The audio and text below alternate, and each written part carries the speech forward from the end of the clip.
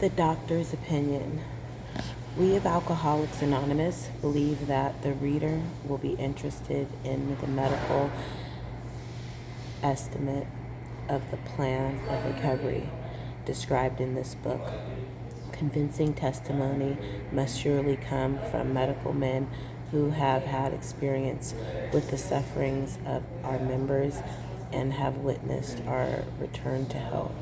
A well-known doctor, chief physician at a nationally prominent hospital specializing in alcoholic and drug addiction, gave Alcoholics Anonymous this letter.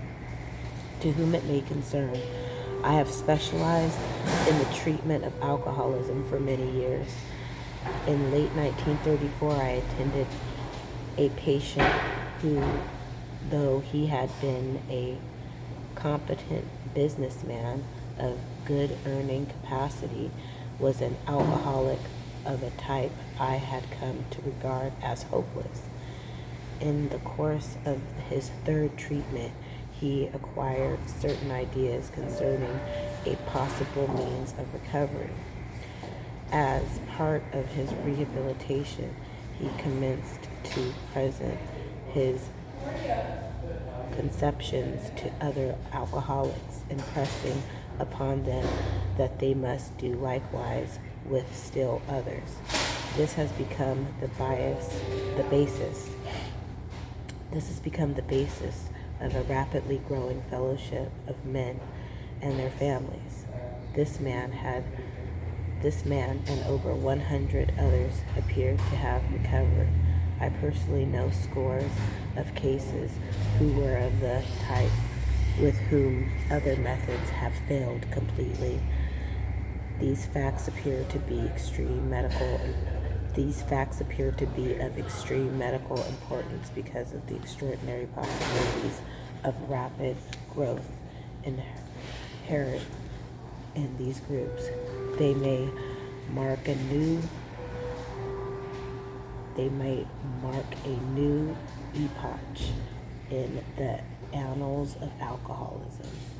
These men may well have a remedy for thousands of such situations. You may rely absolutely on anything they say about themselves. Yours truly, Dr. D. Silkworth, M.D. The physician who, at our request, gave us this letter has been kind enough to enlarge upon his views in other statement which follows. In this statement, he confirms that we have suffered alcoholic torture. Let me read that again. In this statement, he confirms that we have suffered alcoholic torture, must believe that the body of alcoholic is quite as abnormal as his mind. It did not satisfy us to be told that we could not control our drinking because we had maladjusted to life, that we were in full flight from reality or were outright mentally defectives. These things were true to some extent. In fact, to considerable extent with others. In fact, to considerable extent with some of us. But we were sure that our bodies were sickened as well. In our belief, any picture of the alcoholic which leaves out his physical factor is incomplete. The doctor's theory that we have an allergy to alcohol interests us. As laymen, our opinion as to its soundness may of course mean little, but as ex-problem drinkers, we can say that his explanation makes good sense. It explains many things for which we cannot otherwise account. Though we work out our solution in the spiritual as well as the altruistic plane, we favor hospitalization for the alcoholic who is very jittery or befogged. More often than not, it is imperative that a man's brain be cleared before he is approached, as he has the as he then a better chance of understanding and accepting what we have to offer.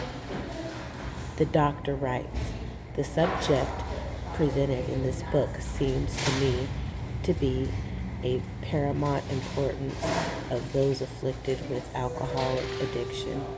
I say this after many years' experience as medical director of one of the oldest hospitals in the country treating alcoholic and drug addiction.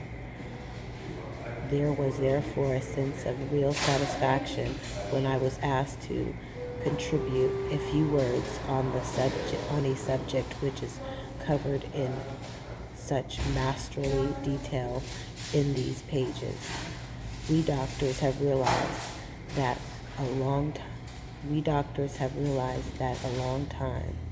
that some form of moral physiologically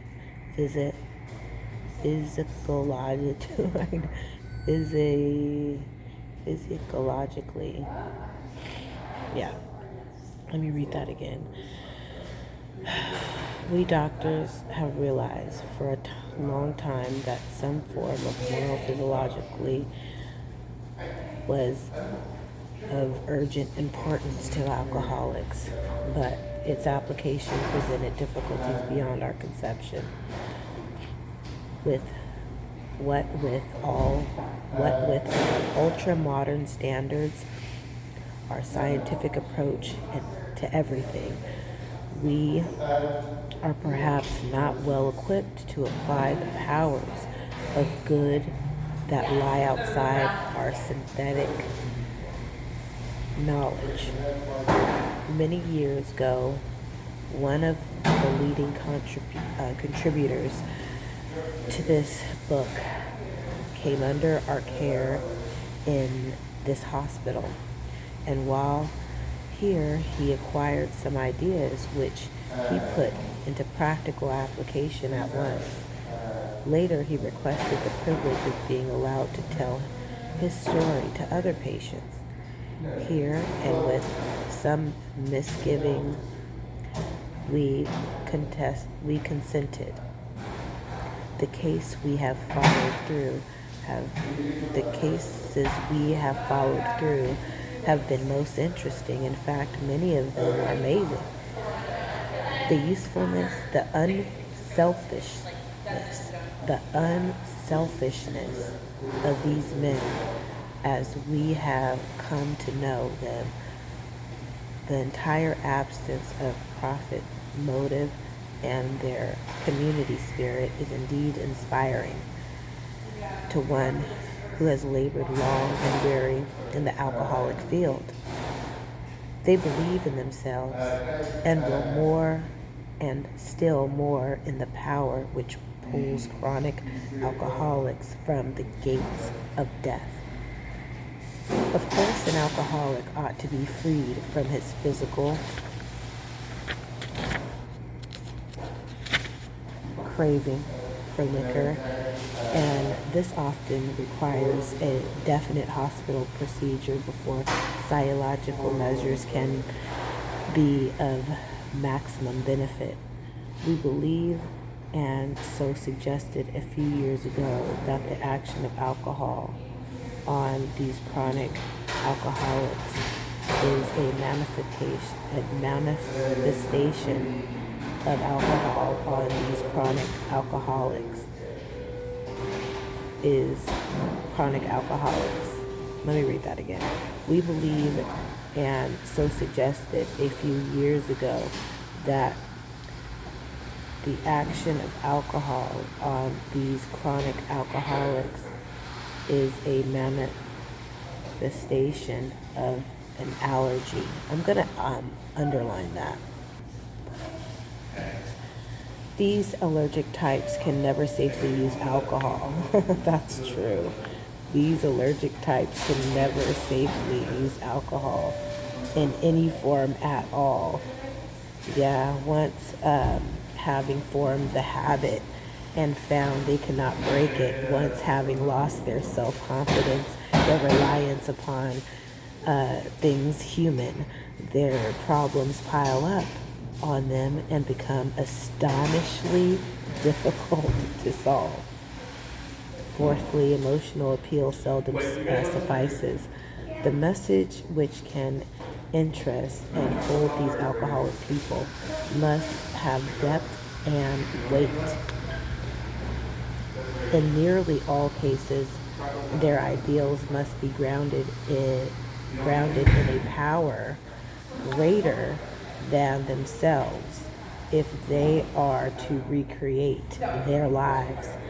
If any feel that a psychiatrist directing a hospital for alcoholics will reappear somewhat sentimental, let them stand with us, and while on the firing line, see the tragedies, the despairing wives, the little children. Let the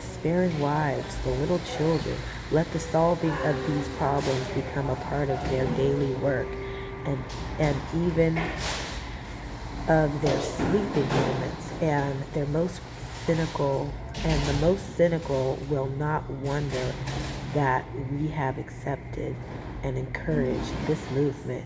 We feel after years of experience that we have found nothing which has contributed more to the rehabilitation of these men than the altruistic movement now growing up among them. Men and women drink essentially because they like the effect. Men and women drink essentially because they like the effect produced by alcohol. The sensation is too elusive.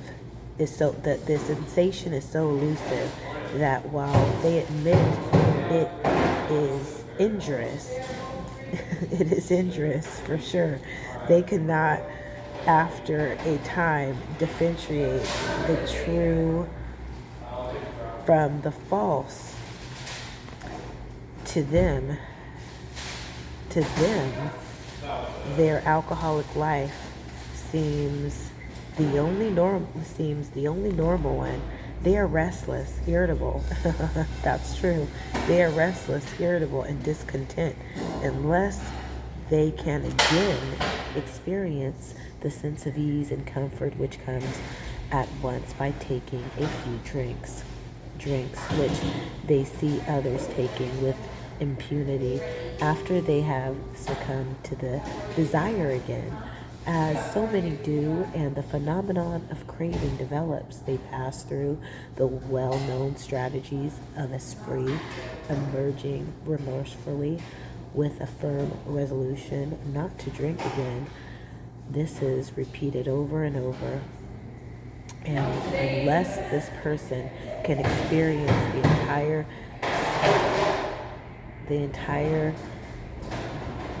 psych change,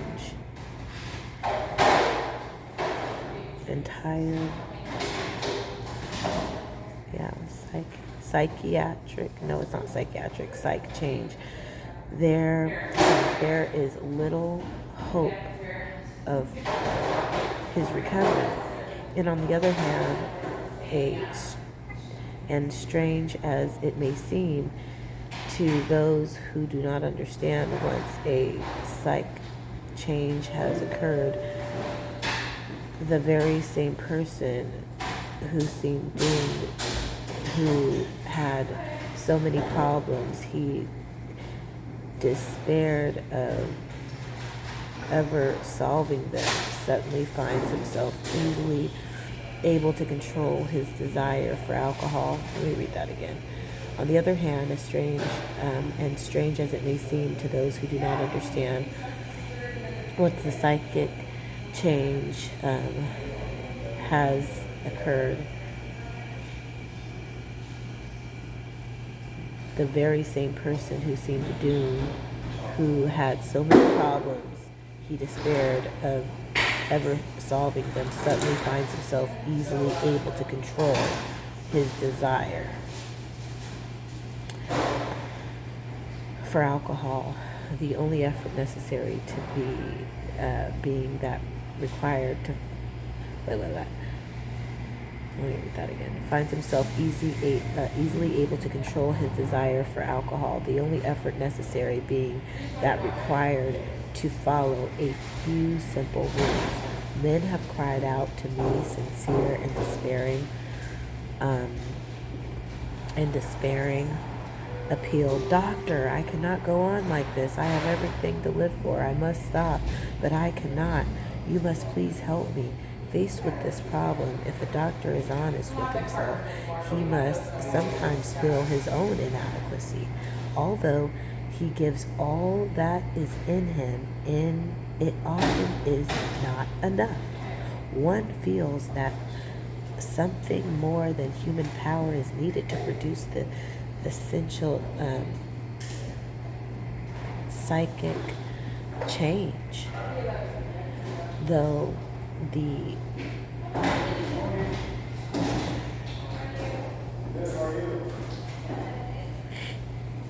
hold on, I'm underlining some.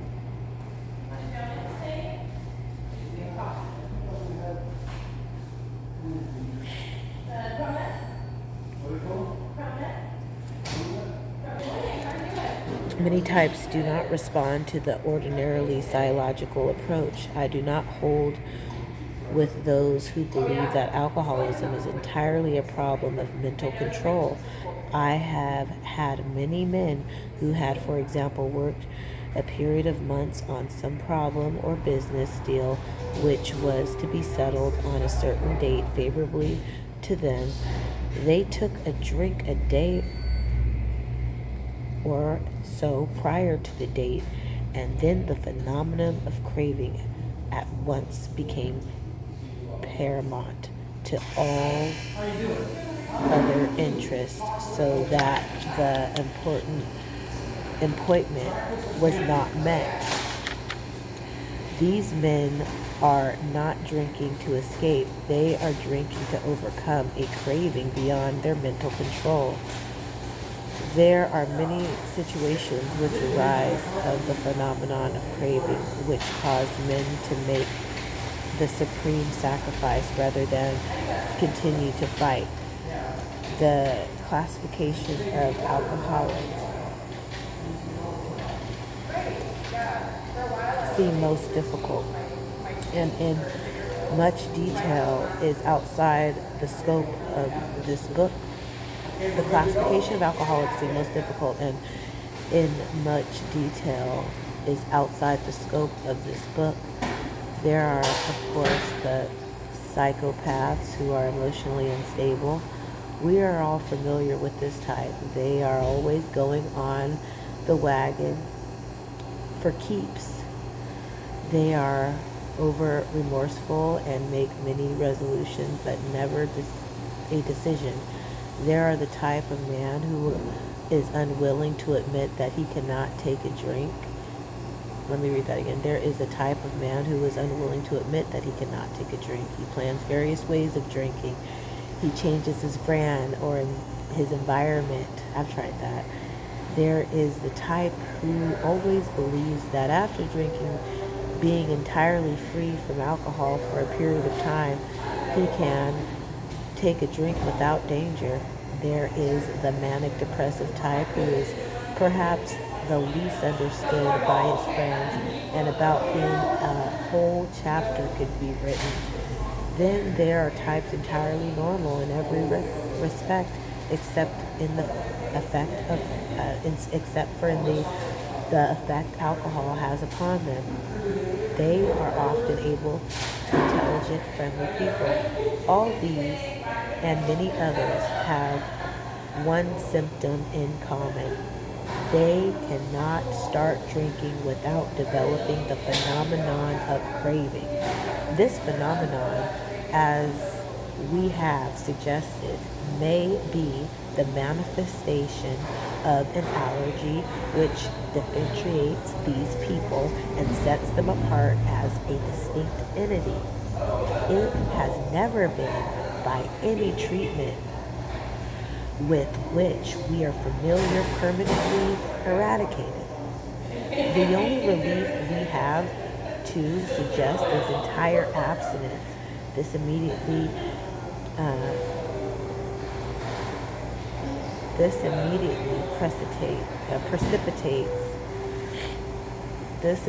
precipitates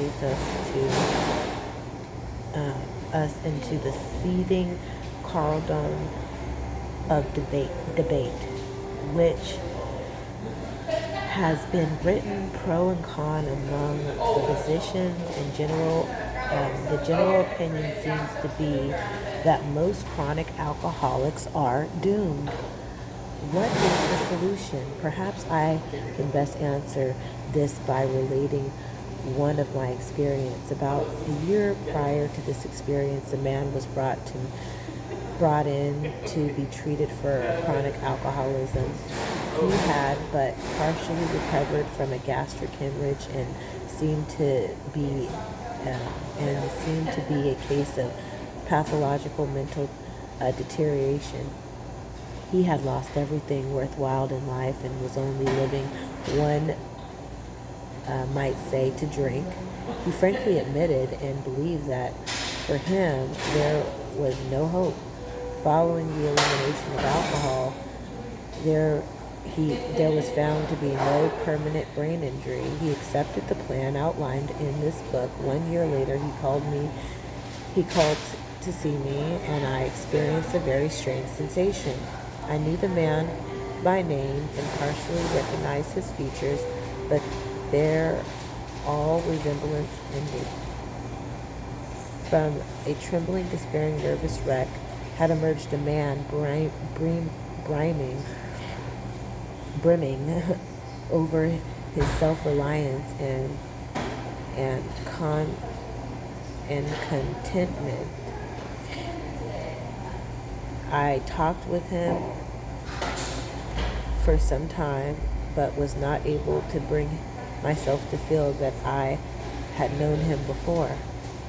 To me, he was a stranger, and so he left me. A long time has passed with no return to alcohol. When I needed a mental lift, I often think of another case brought by a physician prominent in New York.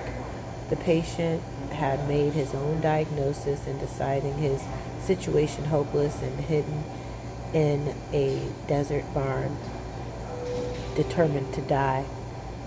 He was rescued by a searching party and in desperate condition brought to me following his physical rehabilitation. He had a talk with me in which he frankly stated he thought the treatment was a waste of effort unless I could assure him, which no one ever had, that in the future he would have the willpower to resist the impulse to drink. His alcoholic problem was so complex and his depression was so great that he felt only hope would be through what we then call moral psychology, and we doubted if even that would have any effect. However, he did become sold on the ideas contained in this book. He has not had a drink for a great many years. I see him now and then, and he is a fine specimen of manhood. He is one fine specimen of manhood as one could wish to meet. I earnestly advise every alcoholic to read this book through and through. Perhaps he came off scope. He may remain to pray. William D. Silkworth, M.D. So I still have a lot of work to do. I'm meeting with my sponsor.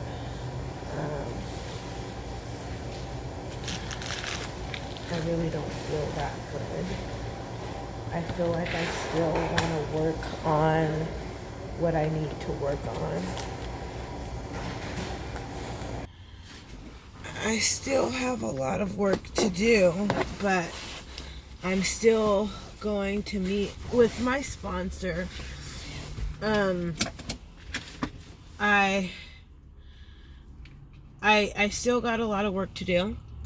I'm not okay.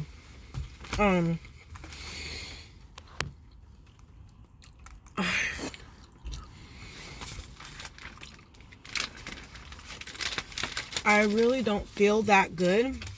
But like I said, oh my God. Yeah, I don't feel that good, but it's okay. I'm gonna go meet with my sponsor. Like, I really don't want to meet so close, like in a car, because I don't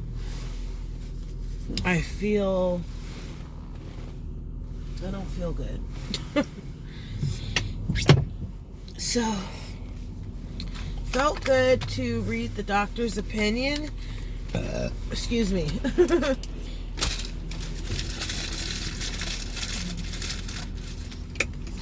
And I kind of feel like I just want to like reschedule for later on, because I really want to complete my homework, because sobriety comes first for me, and then work on my other things that I need to work on.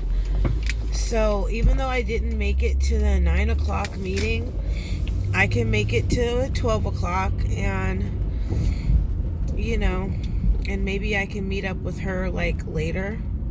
We'll see. But the most important thing is I'm still making it. I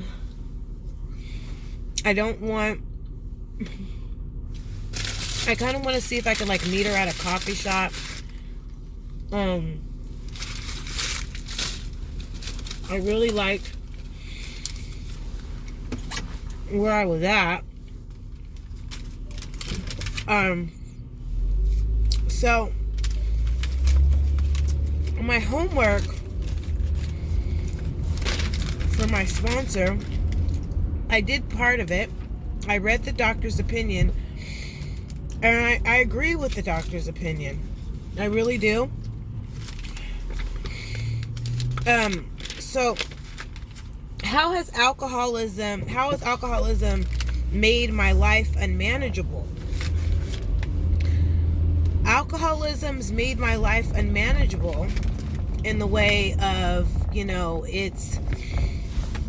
I feel like I've heard someone say, and I identify with this, like I didn't really complete stuff.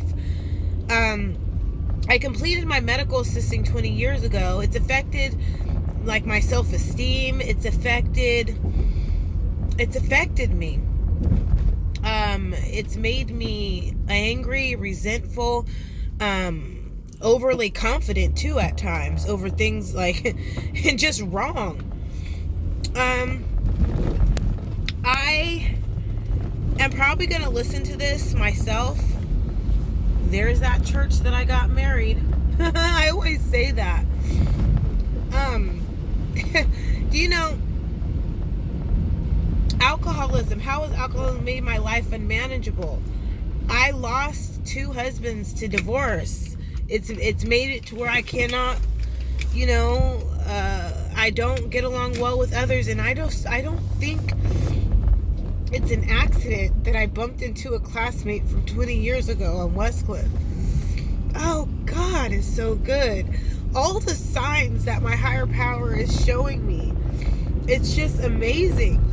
I just feel so blessed. I don't know what God has in store for me, but I know God has a plan for me.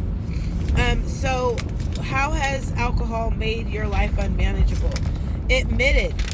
I'm supposed to talk about admission.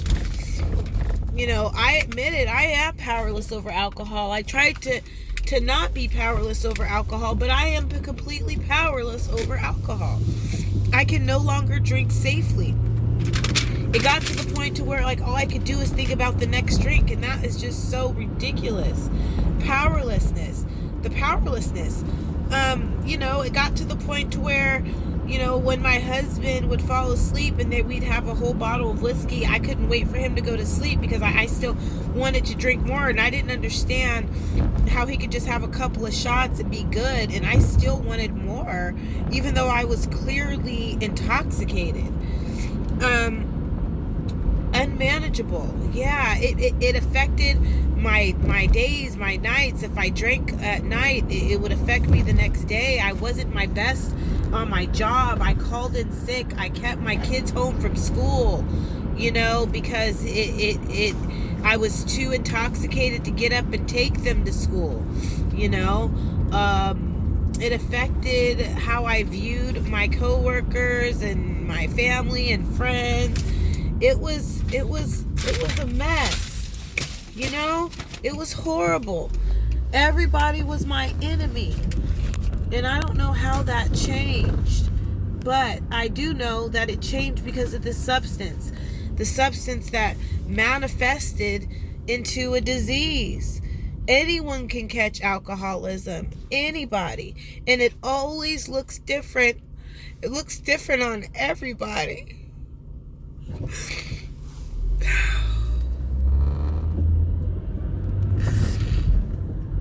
I need to blow my nose. I had some NyQuil and I feel a lot better. I don't feel good. But you know what? I don't have to drink, and that's a miracle. I don't have to drink today. I don't have to drink over my problems. I don't have to feel ashamed that I didn't complete the whole assignment with my sponsor. I am going to meet with her no matter what. And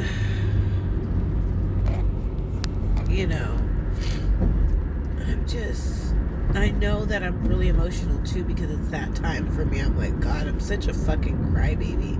But it's okay. I'm going to do a nasal rinse, and yeah, I'm working on me, I'm working on me, and that's okay. God is so good. God has smiled on me. He has set me free. God has smiled on me. He's been good to me. Amazing grace, how sweet the sound that saved a wretch like me. Long, but now I'm found. Was blind, but now I see. God has smiled on me. He has set me free. God has smiled on me. He's been good to me. He's been good to me. So even though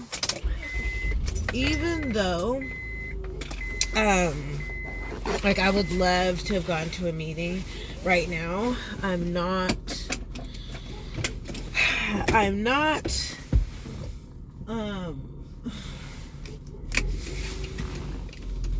I need to meet with my sponsor. So that's what I'm gonna do. Gonna meet with my sponsor. And I'm gonna just keep what I say I'm gonna do. Meet with my sponsor and go to another meeting. Sometimes I'm not always running the show, I gotta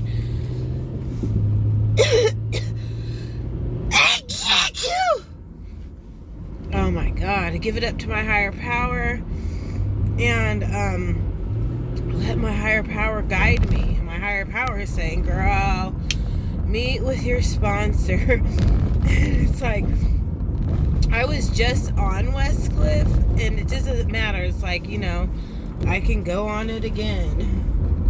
I'm gonna eat my donut, and I'm gonna enjoy what I'm doing. And I might even read the doctor's opinion again, even though I read it. Like, I like the doctor's opinion because it just really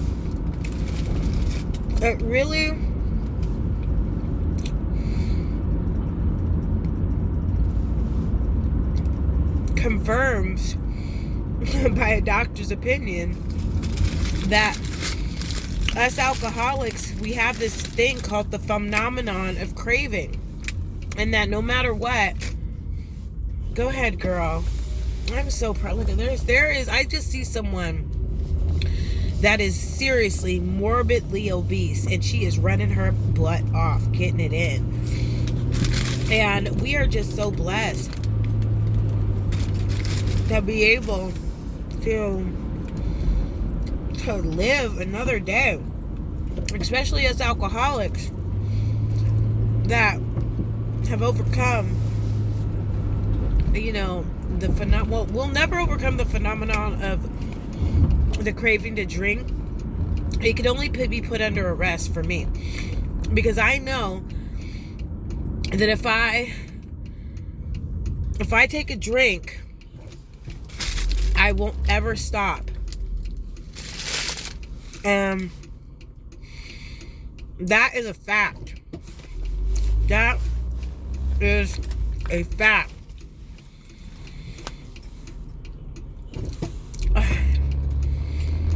You know, oh God. God is so good. So I'm going to try to find a spot, hopefully. Didn't realize it was going to be this busy. Hopefully I can find a parking spot so I can meet with her. Either way, we're going to meet.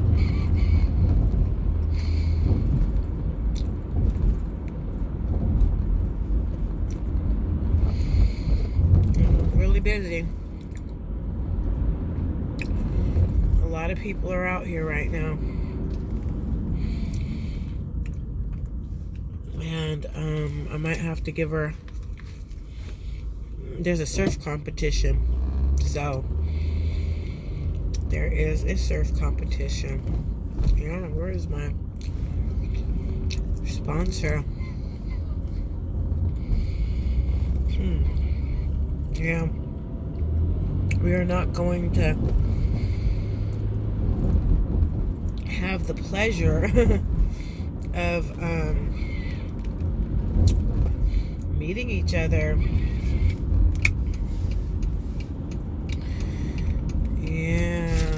Yeah, this is it is what it is. So I'm gonna have to give her a call, because definitely maybe we'll just meet at Farrell's Donuts, because it's a really quiet spot. And I'm gonna call my sponsor, because I think it's best to obviously touch base with her, because like, look how busy it is, y'all.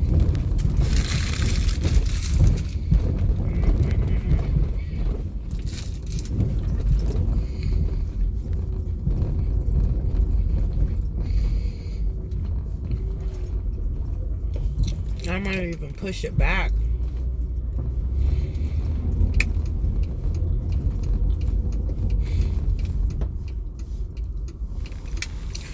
So I'm going to give her a call.